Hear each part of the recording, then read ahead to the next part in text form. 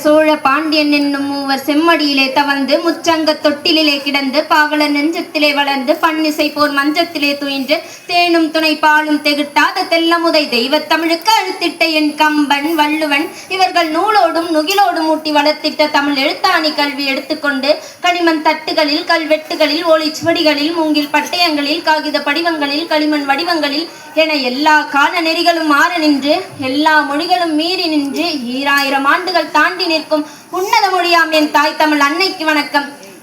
மாணவனே கேள், சுதந்திர இந்தியாவின் மாணவனே கேள், குடியரசு தேசத்தின் வருங்கால தூணல்லவாணி. இன்றைய மாணவ சமுதாயமே நாளைய பாரத சமுதாயம். சின்னஞ்சிறு மலைத்துளிகள் சேர்ந்து காற்றாற்று வெள்ளமாவதை போல் உன் சின்னஞ்சிறு கரங்களால் நாளை கடலையே கலக்கப் போகிறாய். தொடு வானத்தை தொட்டுவிட துடிக்கும் தளிர்கரமே, அதற்கு முன் சற்றே உன்னை புரிந்திடு. உன் பலவீனங்களை ஒழித்து பலத்தை கூட்டு. படிப்புதான் உன் பலம். படிக்கும் மாணவனே, ஏட்டுச் சுரக்காய் அல்ல கல்வி. உயர்வை எட்டி பறிக்க தோள் கொடுக்கும் ஏனிதான் கல்வி.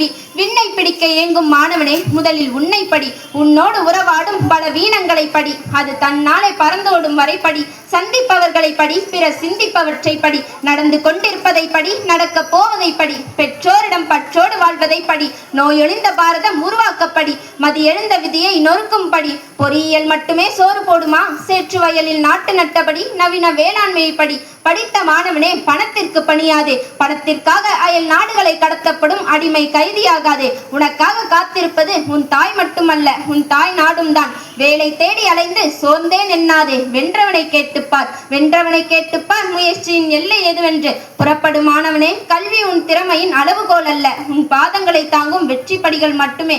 எழுந்திரு மாணவனே, இத்தேசத்தின் வளர்ச்சியை கண்டு அகிலமே நடுநடுங்கட்டும். இந்தியன் என்ற பெயரை கேட்டாலே அண்டமும் அதிர்ந்து ஒடுங்கட்டும். வாழ்வதும் ஒரு முறை, சாவதும் ஒரு முறை. தாயகம் காப்பது நம் நெறிமுறை. நன்றி.